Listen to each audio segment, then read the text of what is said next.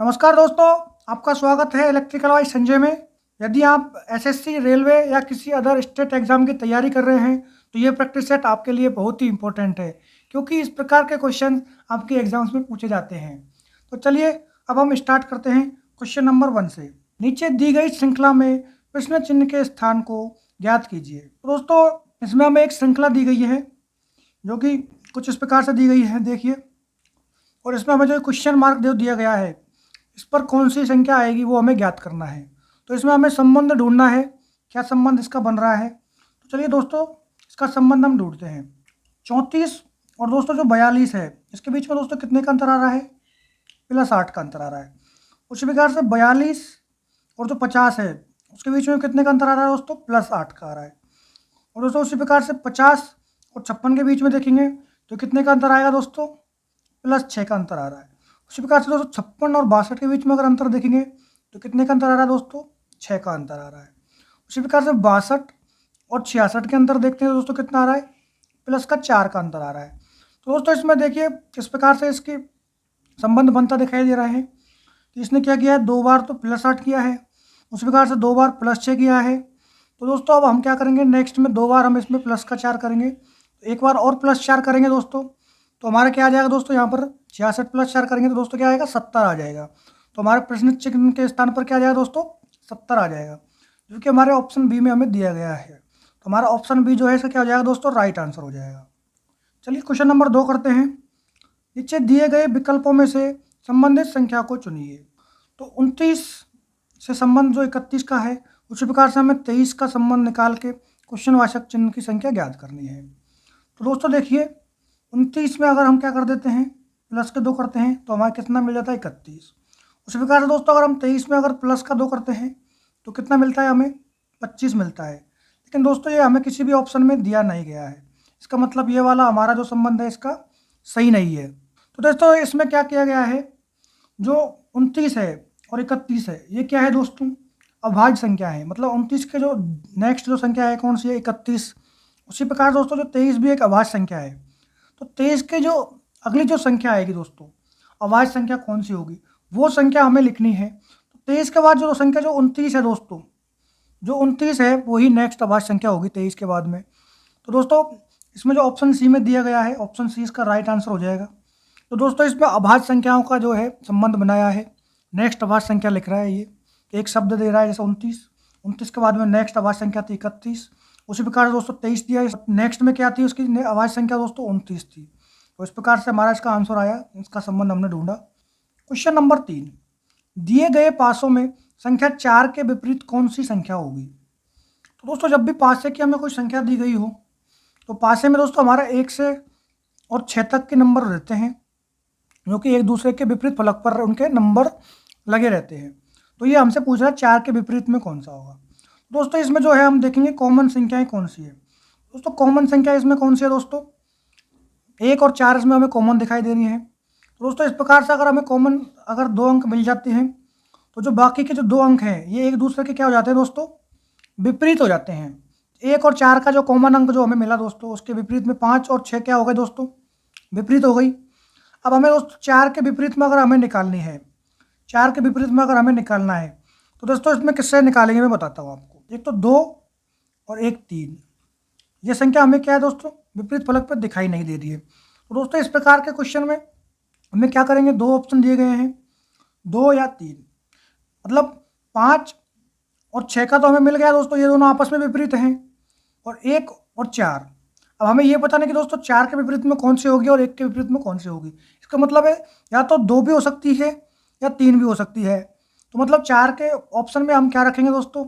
Option जो हमें सी दिया गया है 2 या 3, मतलब कोई सा भी इसमें 4 के विपरीत में हो सकता है। इस प्रकार का क्वेश्चन अगर आ जाए तो आपको इसका 2 या 3 इस प्रकार से आंसर देना है, कंफ्यूज नहीं होना है, इसलिए मैंने ये प्रैक्टिस सेट में आपको डाला है।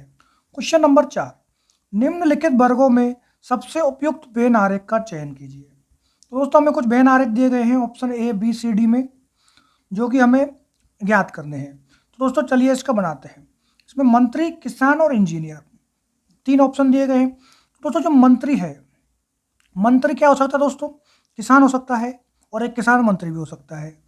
और एक इंजीनियर है दोस्तों, वो किसान भी हो सकता है और मंत्री भी हो सकता है।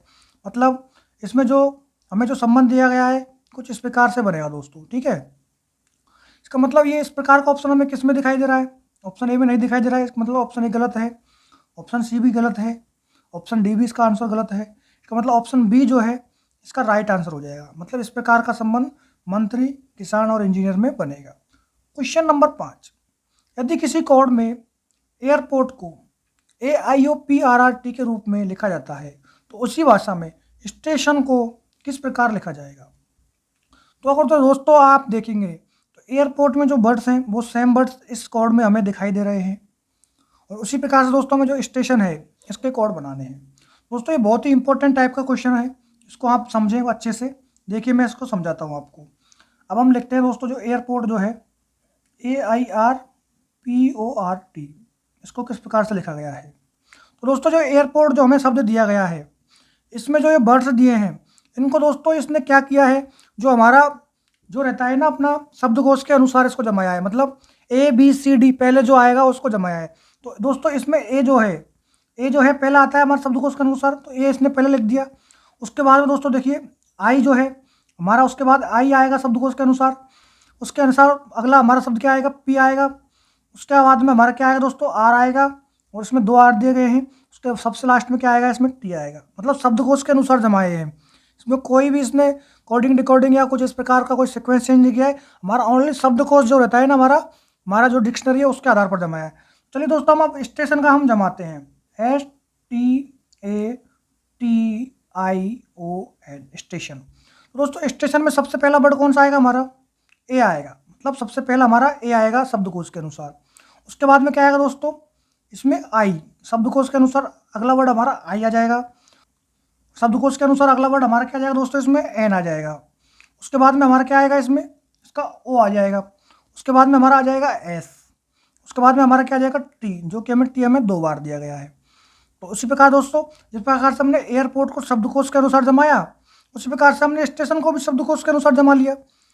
तो ये ऑप्शन हमें कहाँ दिखाई दे रहा है दोस्तों, AINOOSTT ऑप्शन बी में हमें ये दिखाई दे रहा है दोस्तों। का मतलब हमारा ऑप्शन बी जो है इसका राइट आंसर हो जाएगा दोस्तों ये बहुत ही इंपॉर्टेंट टाइप का क्वेश्चन है, इसलिए मैंने इसको प्रैक्टिस सेट में डाला है, तो इसको भी आप नोट कर लीजिए। क्वेश्चन नंबर 6, विलुप्त संख्या ज्ञात कीजिए। तो दोस्तों इसमें जो है हमारी एक संख्या प्रश्न चिन्ह के स्थान पर कौन सी संख्या आएगी वो हमें ज्ञात करना है दोस्तों। इसमें देखिए दोस्तों हम पहला चिन्ह देखते हैं, बड़ी संख्या दी गई है उनका हम छोटी संख्याओं से संबंध देखेंगे।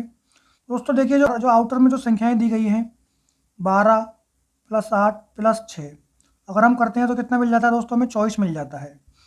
और उसी प्रकार से दोस्तों हम इसको सॉल्व करेंगे, 20 + 15 + 12। दोस्तों इसको सॉल्व करते हैं तो कितना आ रहा है, 47। इसका मतलब जो ऐड कर रहे हैं हम बाहर की संख्याओं को वो संबंध हमें इसमें दिखाई नहीं दे रहा है।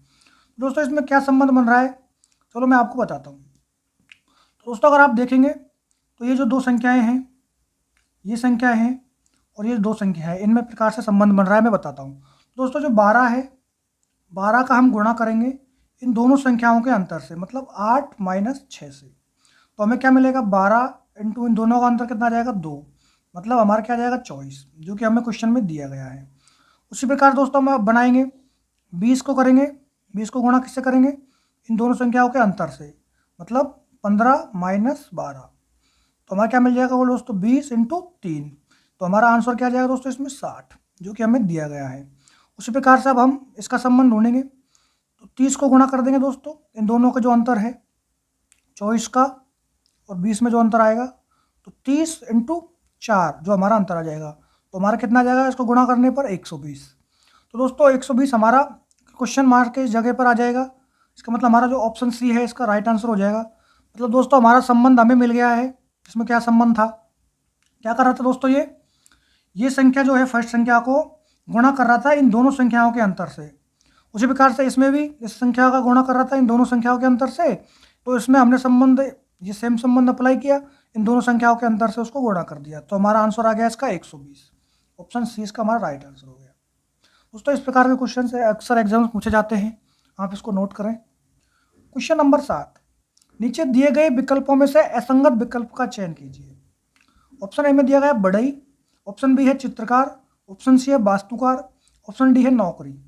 तो दोस्तों ये जो स्टार्टिंग के जो 3 ऑप्शन दिए गए हैं, ये सारे दोस्तों नौकरी पेशे के अंतर्गत आते हैं, जबकि नौकरी एक अपना अलग से रहती है। मतलब ये सब जो है नौकरी के पेशे के अंदर ही आते हैं, चित्रकार है, वास्तुकार है, बढ़ई है। तो इनमें से जो हमारा ऑप्शन डी है नौकरी, वो असंगत हो जाएगा, मतलब इन तीनों से अलग हो जाएगा वो, क्योंकि ये तीनों तो नौकरी के ही अंदर आते हैं, मतलब नौकरी पेशे के अंदर। तो नौकरी इसमें हमारा अलग वर्ड हो जाएगा दोस्तों। तो ऑप्शन डी इसका राइट आंसर हो जाएगा। क्वेश्चन नंबर 8, निम्नलिखित आकृति में कुल घनों की संख्या बताइए।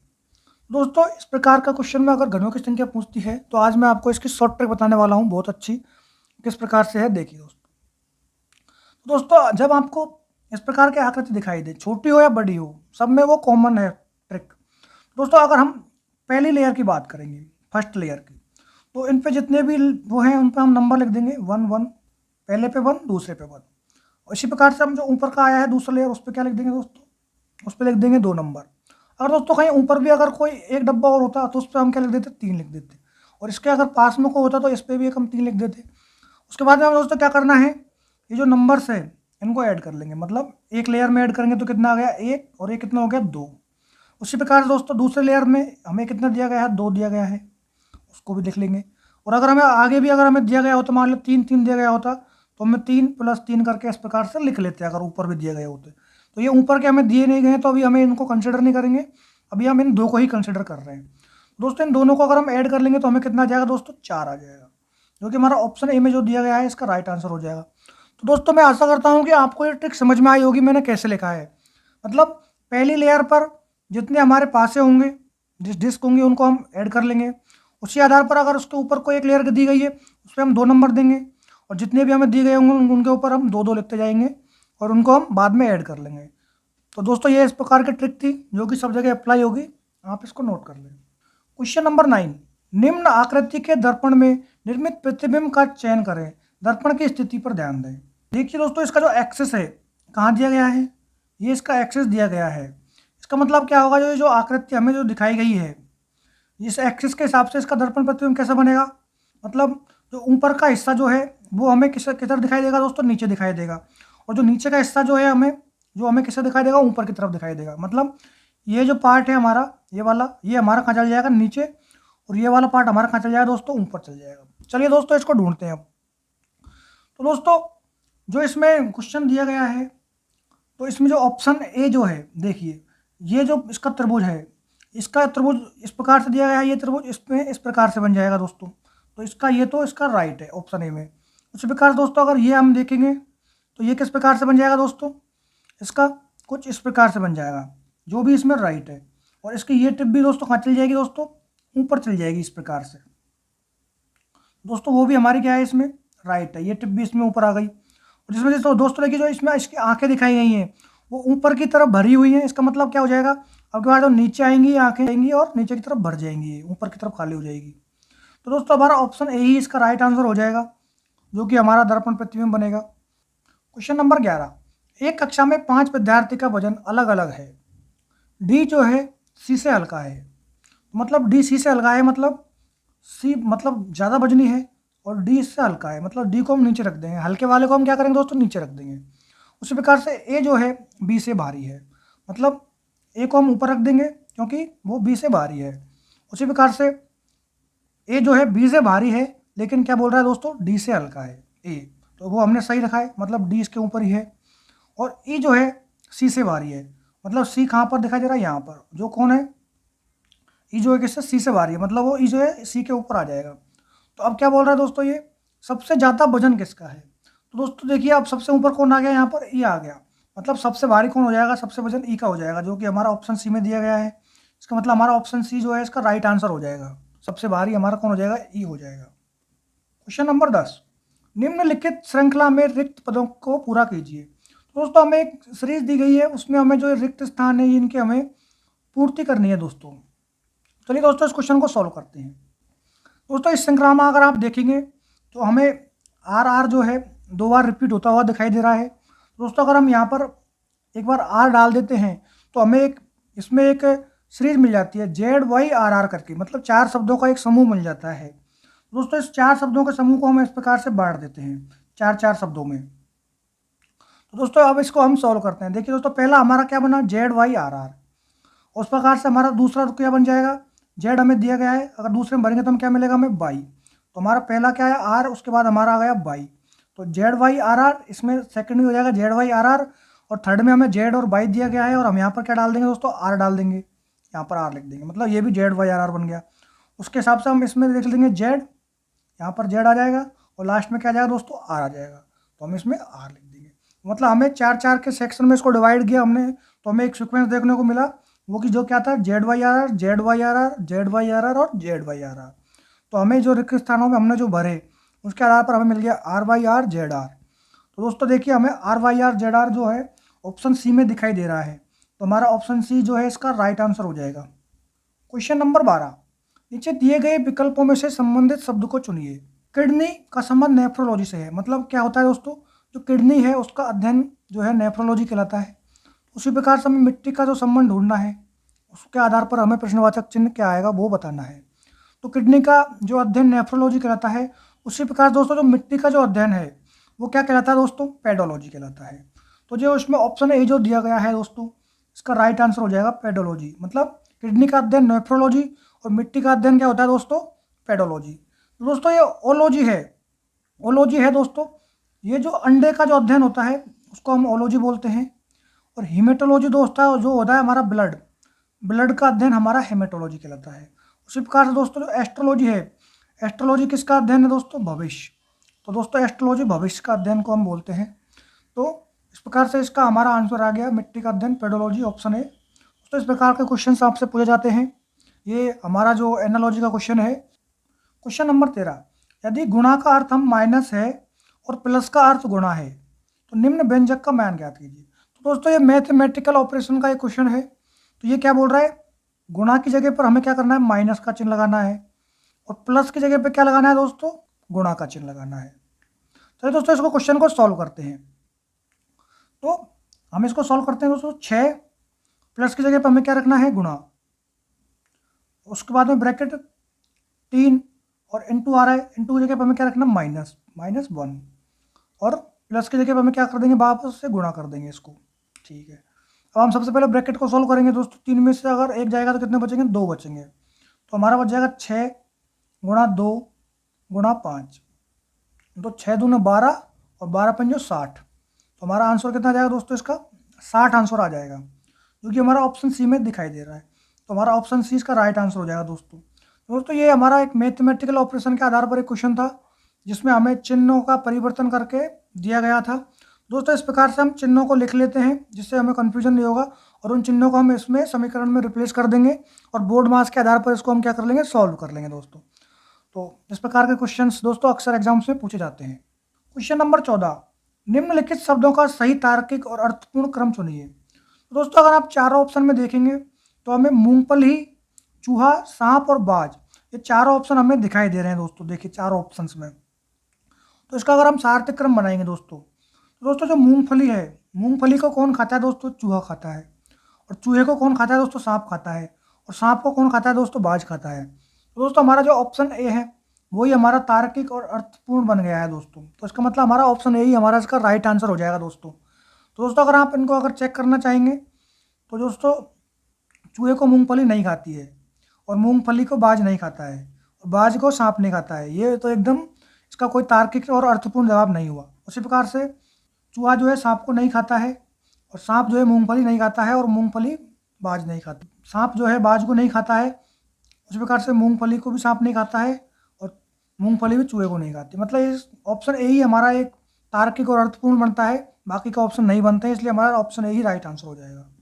क्वेश्चन नंबर 15, कथन और निष्कर्ष हमें कुछ दिए गए हैं। तो दोस्तों इसको सॉल्व करते हैं हम कथन निष्कर्ष को। पहला कथन हम पढ़ते हैं, सभी सड़कें वाहन हैं।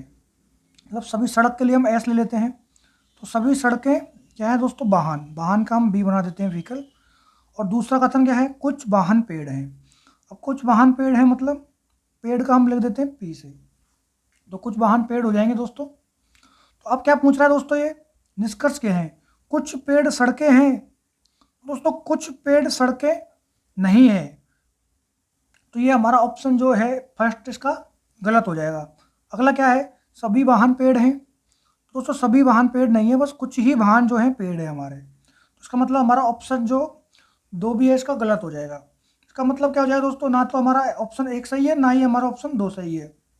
तो जो हमारा ऑप्शन सी दिया गया है, न तो निष्कर्ष 1 और न ही निष्कर्ष 2 सही है, तो ऑप्शन सी इसका राइट आंसर हो जाएगा दोस्तों। क्वेश्चन नंबर 16, नीचे दी गई श्रृंखला में प्रश्न चिन्ह के स्थान पर ज्ञात कीजिए। तो दोस्तों ये भी एक डायग्राम के आधारित एक हमें श्रृंखला दी गई है, उसके आधार पर हमें जो प्रश्न चिन्ह दिया गया है ये हमें ज्ञात करना है दोस्तों। तो दोस्तों आप अगर देखेंगे यहाँ पर जो ये बिंदु दिया गया है वो खाली है, और इसको कहाँ शिफ्ट कर दिया इसने, अगले उसमें, अगले यहाँ पर शिफ्ट कर दिया और उसको भर दिया। और अगले उस चित्र में इसने इसको कहाँ शिफ्ट कर दिया, यहाँ पर, और उसको खाली कर दिया। और उसके आधार पर इसने अगली बार कहाँ शिफ्ट करेगा दोस्तों, इसको यहाँ कर दिया और उसको क्या कर देगा, इसको भर देगा। उसी के आधार पर इसको अगले में कहाँ शिफ्ट कर देगा, ये यहाँ पर। तो अगले में अगर ये यहाँ पर इसको शिफ्ट कर देगा दोस्तों, इसको क्या करेगा, ये खाली करेगा। अभी भरा हुआ है ना, तो यहाँ पर कौन सा आ जाएगा, खाली आ जाएगा। तो दोस्तों अगर आप हम इसके आधार पर अगर ऑप्शन देखेंगे तो इसका मतलब ऑप्शन ए में जो खाली नहीं मिल रहा हमें, और ऑप्शन डी में भी खाली नहीं मिल रहा, इसका मतलब हमारा ऑप्शन ए और डी तो डायरेक्ट ही गलत हो जाएगा।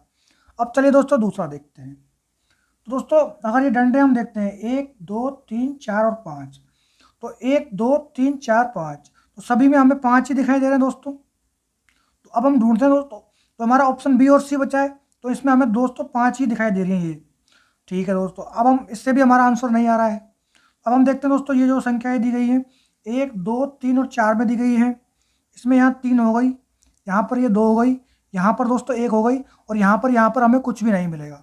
इसका मतलब हमारा जो ऑप्शन भी है इसमें एक यहाँ पर रेखा दिखाई दे रही है हमें, लेकिन हमें कुछ भी नहीं देखना चाहिए इसमें। तो इसका मतलब हमारा जो ऑप्शन सी है इसका राइट आंसर हो जाएगा, ऑप्शन जो बी है इसका गलत हो जाएगा। दोस्तों इस प्रकार के क्वेश्चंस में भी आपको कंफ्यूज नहीं होना है, बस आकृति को पहचान के उसमें किस प्रकार से आगे आकृति को बढ़ाया गया है उस प्रकार को आइडेंटिफाई करना है आपको। इस प्रकार से आपको इस प्रकार की सीरीज का आंसर देना है। क्वेश्चन नंबर 17, ये दोस्तों ब्लड रिलेशन का क्वेश्चन दिया गया है। चलिए इसको सॉल्व करते हैं। एक्स बाई का पिता है, एक्स जो है क्या है, बाई का पिता है। तो एक्स बना देते हैं हम, एक्स क्या हो जाएगा प्लस, और ये बाई का पिता है। ठीक है, जेड, लेकिन जेड का पुत्र है कौन, एक्स, मतलब जेड का पुत्र, तो जेड इसके ऊपर आ जाएगा। ठीक है, पुत्र का हमने इसका प्लस लिख दिया। और आगे क्या बोल रहा है, डब्लू जो है एक्स की पुत्री है। तो एक्स कौन है, ये इसकी पुत्री कहाँ जाएगी, इसके नीचे आ जाएगी, इसकी पुत्री हो जाएगी दोस्तों ये। तो ये दोनों भाई बहन हो सकते हैं, या बहन बहन भाई भाई हो सकते हैं, ये इसकी पुत्री है। ठीक है, अब क्या पूछ रहा है दोस्तों, ये जेड का डब्लू से संबंध पूछ रहा है दोस्तों। जेड का क्या पूछ रहा है दोस्तों, ये डब्लू से संबंध पूछ रहा है। तो दोस्तों इसमें जो है इसका ये जो है हमें इसका जो ये स्त्री है या पुरुष है उस प्रकार का कोई संबंध हमें दिया नहीं गई है। तो ये डब्लू जो है इसका या तो इसका दादा हो सकता है, या इसकी क्या हो सकती है दोस्तों, दादी हो सकती है। वो हमें इसमें ढूंढना है दोस्तों ऑप्शन में। तो भाई नहीं होगा, पिता भी नहीं होगा, पुत्र भी नहीं होगा। अब दादा या दादी में से एक है, जो कि ऑप्शन डी में हमें दादा दिया गया है। इसका मतलब क्या हो जाएगा दोस्तों, ऑप्शन डी हमारा राइट आंसर हो जाएगा। इसमें इसका जो है दादा आंसर आ जाएगा दोस्तों। क्वेश्चन नंबर 18, सोनू को याद है कि टीना का जन्मदिन 12 जून से पहले आता है लेकिन 8 जून के बाद, जबकि रीना को याद है टीना का जन्मदिन 15 जून से पहले आता है लेकिन 10 जून के बाद आता है। तो टीना का जन्मदिन कब आता है। तो दोस्तों ये क्वेश्चन बहुत इंपॉर्टेंट है, कई बार एग्जाम से पूछा गया है। तो इसको दोस्तों मैं आपको एक शॉर्ट ट्रिक बता देता हूँ आज, किस प्रकार से इस क्वेश्चन को सॉल्व करेंगे। तो दोस्तों पहले के लिए हम क्या लिख देंगे, पी लिख देंगे, और बाद के लिए हम क्या लिख देंगे दोस्तों, बी लिख देंगे। तो क्या बोल रही है जो टीना, जो क्या बोल रही है 12 जून से पहले, तो पहले के लिए हम क्या लिख देंगे 12, और बाद में क्या लिख रही है 8 जून के बाद, तो हम यहाँ लिख देंगे दोस्तों 8। ठीक है, जबकि रीना, रीना क्या बोल रही है, रीना का जन्मदिन क्या है 15 जून से पहले। अब इसको आगे लिखेंगे हम, पहले के लिए हम क्या लिख देंगे, यहाँ पर लिख देंगे, और 10 जून के बाद, तो 10 जून को हम यहाँ लिख देंगे। दोस्तों इस प्रकार से हमें लिख लेना है, और इनको क्या कर देंगे हम, इनको अंदर ब्रैकेट में बंद कर देंगे। ठीक है, अब क्या करेंगे दोस्तों, इसके शॉर्ट ट्रिक देखिए। अब जो संख्या है 8, इसके आगे लिखेंगे हम 9 10 11, और ये हमारी हो जाएगी 12। उसी प्रकार से हम क्या लिखेंगे, 10 के बाद 11 12 13 और 14। इस प्रकार से हम संख्याएं लिख लेंगे दोस्तों। इसकी जो बीच की संख्याएं रहेगी इनमें दोनों में। अब हम दोस्तों ये देखना है कि इनमें जो कॉमन संख्या है कौन सी है। तो दोस्तों हमें इसमें कॉमन संख्या कौन सी दिखाई दे रही है, 11। इसका मतलब क्या हो जाएगा, टीना का जन्मदिन किस तारीख को है दोस्तों, 11 तारीख को है। तो इसका मतलब हमारा ऑप्शन बी जो है इसका राइट आंसर हो जाएगा। टीना का जन्मदिन 11 तारीख को होगा। दोस्तों ये बहुत ही अच्छी शॉर्ट ट्रिक है। इस प्रकार के क्वेश्चन को आप इसी शॉर्ट ट्रिक से करें, सारे क्वेश्चन आपके सॉल्व हो जाएंगे। क्वेश्चन नंबर 19, नीचे दिए गए कागज को मोड़ा और काटा जाता है तो उसे खोलने पर हुआ। तो दोस्तों एक हमारा पेपर है ये, उसको हम एक बार फोल्ड कर देंगे इस साइड में। उसके बाद में जब हमारा इतना फोल्ड हो जाएगा तो उसको हम एक बार और इस प्रकार से फोल्ड कर देंगे। और जब हमारा ये फोल्ड हो जाएगा कम्प्लीटली इस प्रकार से, तो हम इसमें जो ये शेप है इस प्रकार से हम इसको कट कर लेंगे। और हम इसको ओपन करेंगे तो हमें इस प्रकार की शेप हमें दिखाई देंगी। कहाँ कहाँ पर दिखाई देंगी दोस्तों? जो ये वाला पार्ट है इस पर भी हमें इस प्रकार की शेप दिखाई देगी। और फिर इसको हम पलटेंगे तो ये दोनों शेप हमें इधर भी दिखाई देंगी। मतलब ये सेम शेप है जो हमें 4 टाइम्स में दिखाई देगी। तो दोस्तों अगर आप देख पा रहे हैं ऑप्शन सी और बी में हमें एक स्क्वायर दिया गया है, जो कि हमें यहाँ पर कोई स्क्वायर कट नहीं किया है। इस आकृति में हमारा कोई स्क्वायर कट नहीं किया है। ऑप्शन सी और डी तो बी हो तो हमारा डायरेक्टली क्या हो जाएगा दोस्तों? गलत हो जाएगा इसका आंसर। ये जो है दोनों आकृति एक दूसरे के अपोजिट में है, जबकि यहाँ पर दोस्तों देखिए ये जो आकृति है एक दूसरे के ऊपर नीचे रख दी है सेम सिमिलर में। ये भी इसका आंसर नहीं होगा। ऑप्शन ए भी इसका राइट आंसर नहीं होगा। ऑप्शन डी बचा, तो इसका ऑप्शन डी ही राइट आंसर होगा। आप चेक भी इसको कर सकते हैं। क्वेश्चन नंबर 20, नीचे दिए गए कागज को मोड़ा और काटा जाता है तो खोलने पर प्राप्त होगा। दोस्तों जो प्रश्नवाचक चिन्ह दिया गया है इसके स्थान पर कौन सी आकृति आएगी वो हमें ज्ञात करना है। तो दोस्तों देखिए इसमें जो ये डॉट है इसके सामने अगर आप देखेंगे तो हर बार स्टार दिखाई दे रहा है हमें। तो दोस्तों यही चीज़ अब हम फॉलो करते हैं। तो दोस्तों देखिए इसमें डॉट तो दोस्तों इसके सामने नहीं दिखाई दे रहा है, इस लाइन के अक्रॉस दिखाई दे रहा है। मतलब ये डॉट यहाँ पर आना चाहिए था, इसका मतलब ये हमारा ऑप्शन गलत है। उसी प्रकार दोस्तों देखिए यहाँ पर भी ये इस लाइन के क्रॉस में दिखाई दे रहा है, जबकि यहाँ पर ये स्टार यहाँ पर आना चाहिए था। इसका मतलब हमारा ऑप्शन बी भी इसका गलत हो जाएगा। ऑप्शन सी में भी अगर आप दोस्तों देखेंगे ये डॉट और ये जो है इसके स्क्वायर के अंदर आ रहा है, वो भी हमारी आकृति का फॉलो नहीं करता है। इसका मतलब ऑप्शन सी भी हमारा गलत हो जाएगा। इसमें अगर आप दोस्तों ऑप्शन डी को अगर देखेंगे तो ये दोस्तों देखिए फॉलो कर रहा है, इस डॉट के इसके सामने ही ये स्टार दिखाई दे रहा है। तो मतलब हमारा जो ऑप्शन डी जो है इसका राइट आंसर हो जाएगा दोस्तों। टेस्ट क्वेश्चन दोस्तों आपके लिए एक टेस्ट क्वेश्चन रखा गया है। असंगत विकल्प को चुनिए। ऑप्शन ए बिल्ली, ऑप्शन बी शेर, ऑप्शन सी कुत्ता, ऑप्शन डी टाइगर। तो दोस्तों इनमें से जो भी असंगत है वो आप हमें कमेंट बॉक्स में बताएंगे। ये आपका होमवर्क है दोस्तों, तो इसका आंसर आप हमें कमेंट बॉक्स में दें। दोस्तों आज हमने आपको 20 इंपॉर्टेंट क्वेश्चन बताए, जो कि अगर आपको ये वीडियो अच्छा लगा हो तो आप वीडियो को लाइक करें, शेयर करें और सब्सक्राइब करना ना भूलें दोस्तों। आज के लिए धन्यवाद।